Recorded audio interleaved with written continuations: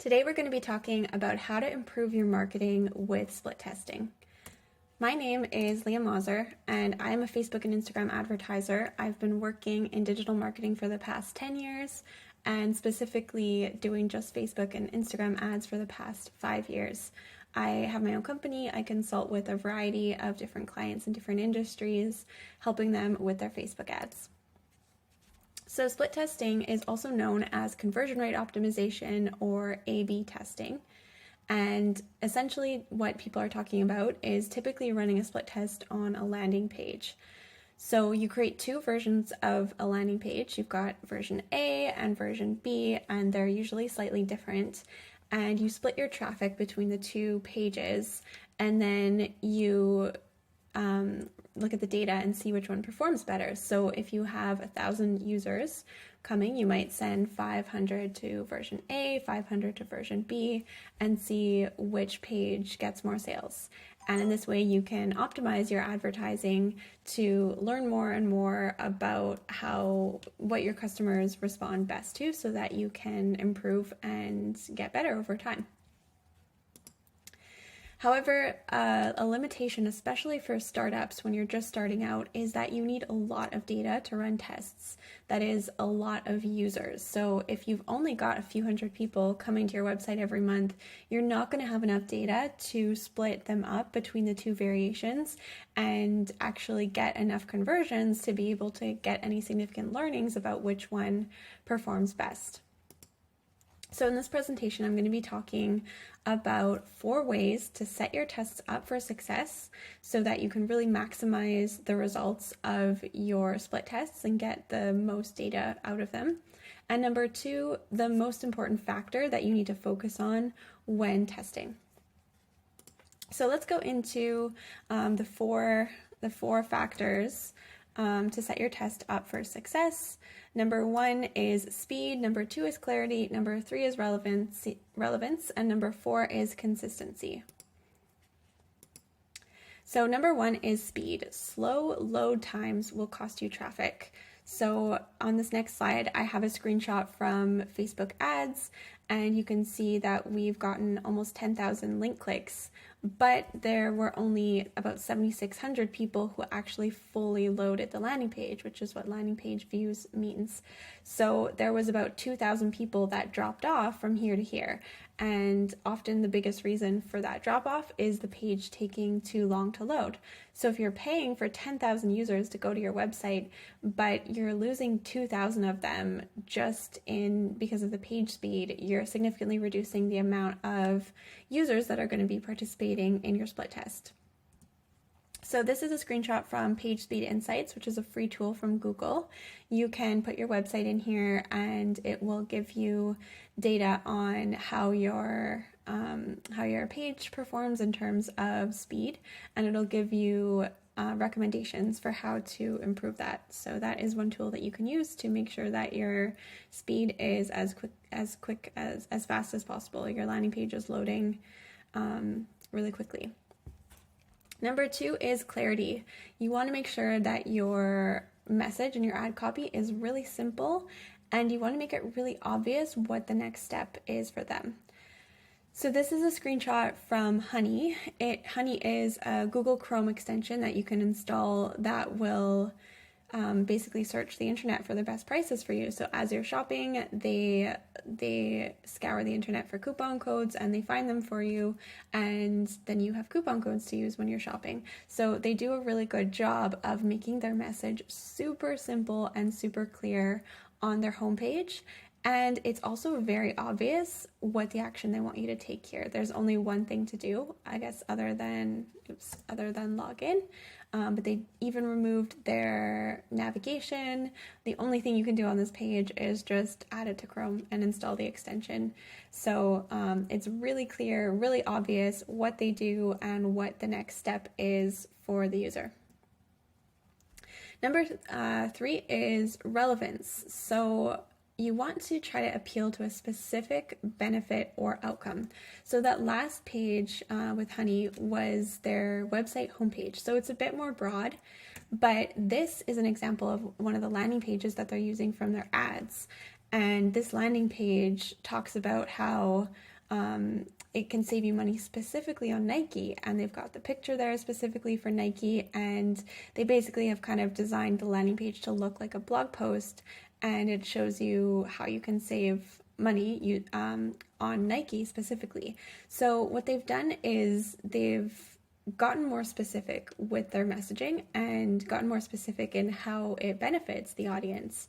And this is something that's really important to test out in your messaging, because often if you're too broad, people won't make the connection in their minds from A to B to C to what it does to how it can help them specifically. So remember that your audience is on the internet. There's a million other distractions, other things they can be doing. So you want to be as specific as possible about how what you're offering, how your offering can benefit them, so that they can make that connection in their mind right away instead of being really broad and vague. So a way that I like to explain this is showing an example from Lego. So Lego sells a lot of kits. They package their product up in kits. They do also sell like just the big box of bricks, but the kits are what I would imagine that they make most of their money on. And you can imagine if you're a parent in a store and your child really loves Star Wars and you saw a kit specifically about building a Star Wars ship, it's going to feel a lot more relevant, and it's going to feel, it's just going to be a better sell, an easier sell if you show them what the specific benefit is. So for Lego, they've got all these bricks and you can build anything you want, but with the kits, they're getting even more specific to what the outcome is. It's you can build a pirate ship or a tractor or a dinosaur, or whatever it is. So think about the ways that you can take what you offer and break it down into a really specific benefit that your audience gets from it. Number 4 is consistency. So you want to maintain scent throughout the journey. So scent is basically making sure that when they click on from the ad to the landing page to the checkout, the customer is feeling like the experience is really consistent and everything kind of matches up for their expectations. So for this landing page about saving money on Nike, the ad that comes before it is this one. So it is never pay full price on Nike. There's a picture of the Nike shoes, and then you go to the landing page and the headline is about Nike, it's all about Nike, and they've got the screenshot of the shoes here again. So you're really not surprised when you click from this ad to this landing page. It feels consistent, it feels safe for the customer, it feels like, yes, this is what I expected, this is what I wanted. If this ad was to take them to somewhere totally different, they might feel confused, and confusion almost always leads to a drop-off, in which case you're not getting as much data for your tests and you're going to lose people that you probably paid to get from advertising. So making sure that this experience is really consistent for them is really important. Here's one more example from Fabletics. So they have, sorry, I keep accidentally moving the slides. So for Fabletics, they have an ad for a deal to leggings for $24. And when you click on that ad, you immediately go to a landing page that is about 2 for $24 leggings. So the mistake that some people make here is they might have a promotion and send people to their homepage, or maybe just like the leggings page on their site. But if a user clicks on an ad for a specific deal and they don't see anything about that promotion or deal on the landing page, it can be confusing for them, and they might not necessarily want to dig to find how they get that deal. They might think, oh, is there a coupon code I was supposed to copy? Does it just apply automatically if I add this to my cart? It's not super clear. And so by creating that really consistent experience and saying, yes, you're in the right place, this is the deal you're here for, that just really helps to make sure that people keep moving along in your funnel and going on to the next step.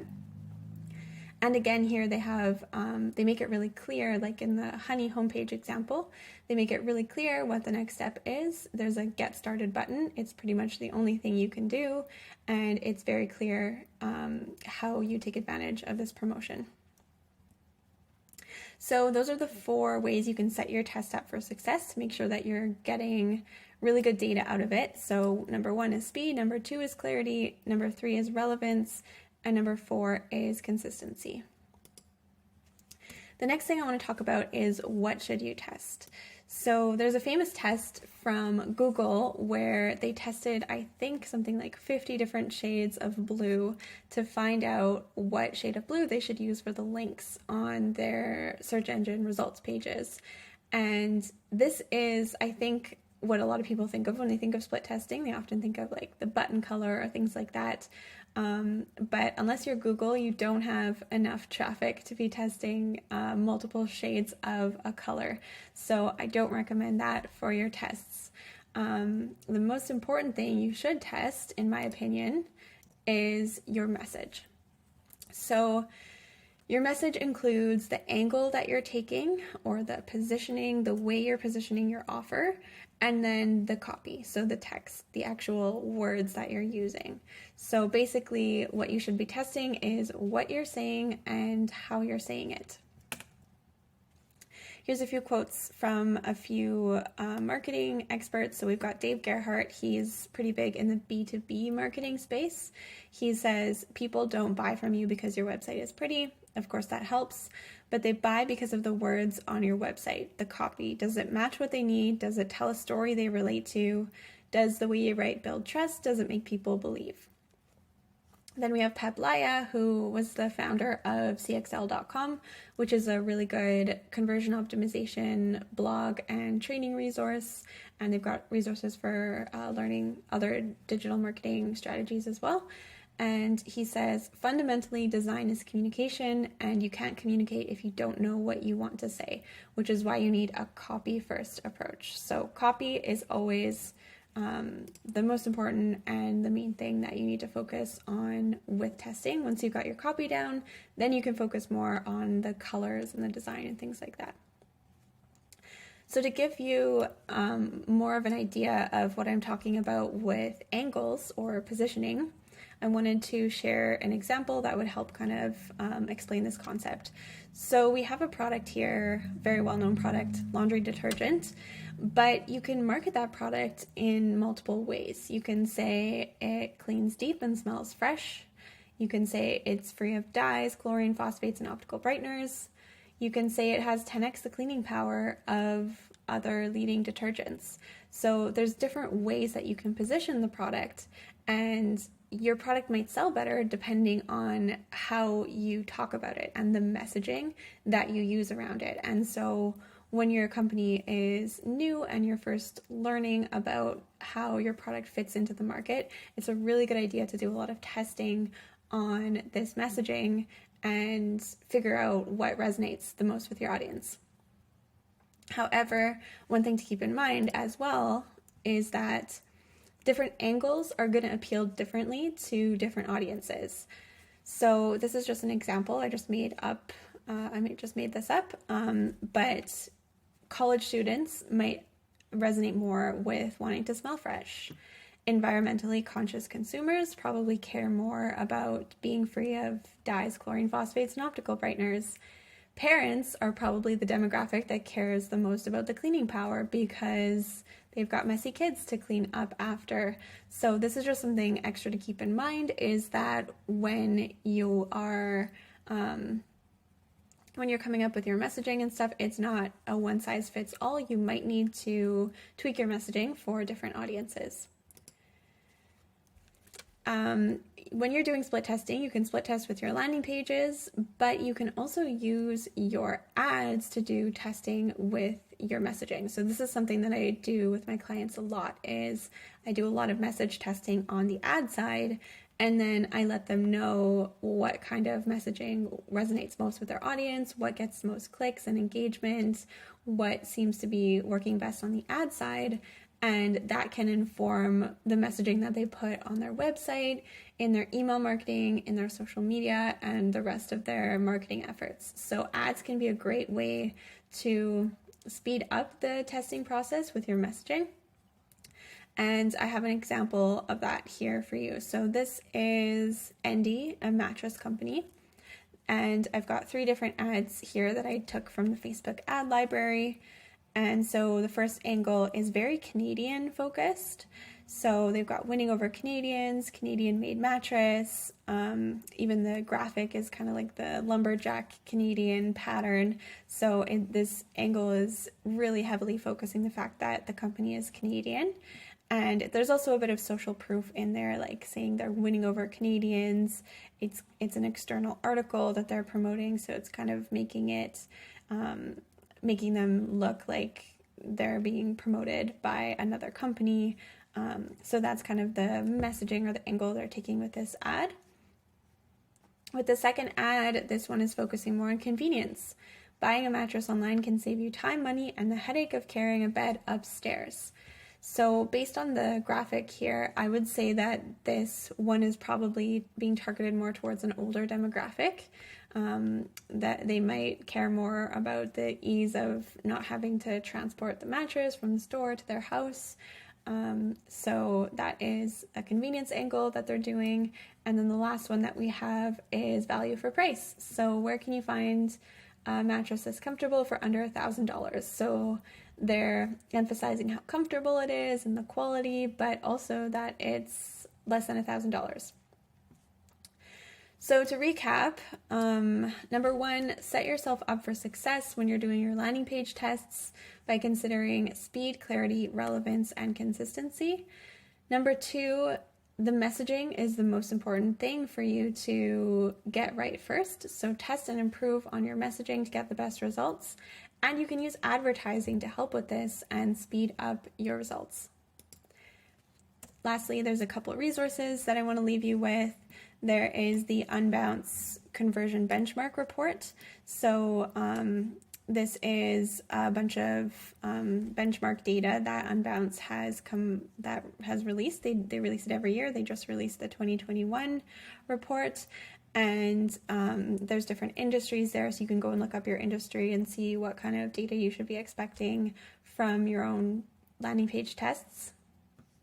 Over here we have the Facebook ads library, which is provided by Facebook, and you can go and you can search any company that is running ads on Facebook, and you can see the ads that they're running. So this is really powerful to use for your research and to get ideas. I recommend looking up your competitors, other people in your industry, and seeing what kind of messaging they're using so that you can brainstorm some ideas and kind of just get the creative juices flowing with seeing what else is out there. All right, thank you so much for watching. My name is Leah Mazur. Feel free to add me on LinkedIn or follow me on Twitter or Instagram. My handle for both is Leah@Loop. I often share content based on similar stuff to what I talked about here, messaging, making good ad creative, and testing.